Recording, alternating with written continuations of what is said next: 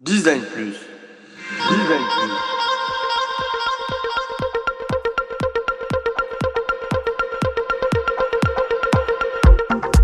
Je pense que le design doit rendre service au plus grand nombre et avoir des responsabilités écologiques et sociales.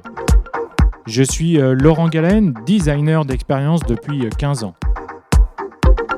Avec Design Plus, je vous propose de rencontrer ensemble les designers français qui vont partager avec vous leurs connaissances, leurs expériences, leurs passions et leurs inspirations.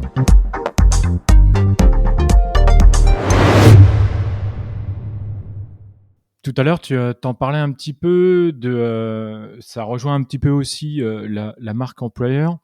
Et on voit souvent que les design systems sont publics et d'autres, on connaît le nom, mais on les voit jamais ou on en parle peu, il y a peu de communication. Est-ce que, d'après toi, est-ce qu'un design system doit être public ?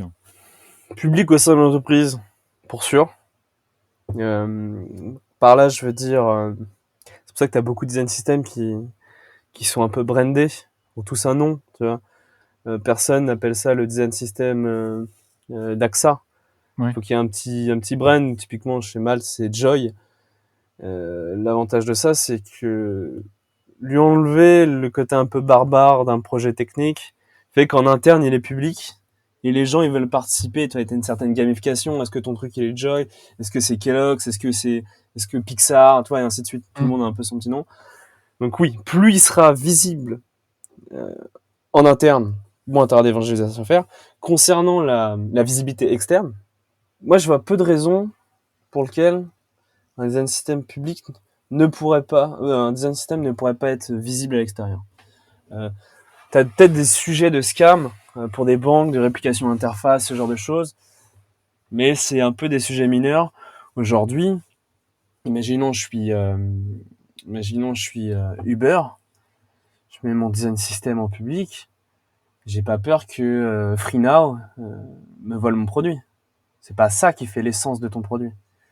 Il y a des avantages, c'est qu'aussi ça t'impose une certaine exigence quand tu sais que tu vas publier le travail de tes équipes ou de ton équipe, tu as envie de faire les choses bien.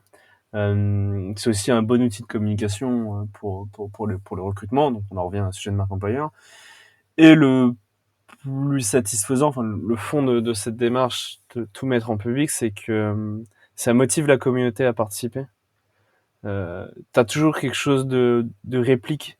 Quand tu vois Carbone, qui est le design system d'IBM, qui est un des plus populaires, s'il l'avait jamais mis en public, aujourd'hui, ça se trouve, on n'aurait pas cette culture de base de mettre son design system en public.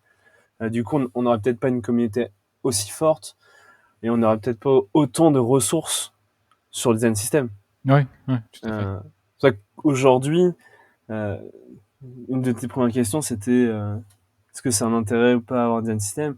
Aujourd'hui, il y a tellement de conférences, de sujets experts, que ce soit côté tech, côté design, côté process, workflow, il y a tellement de bons retours d'expérience et de documentation accessible qu'il n'y a pas d'excuse pour pas en faire.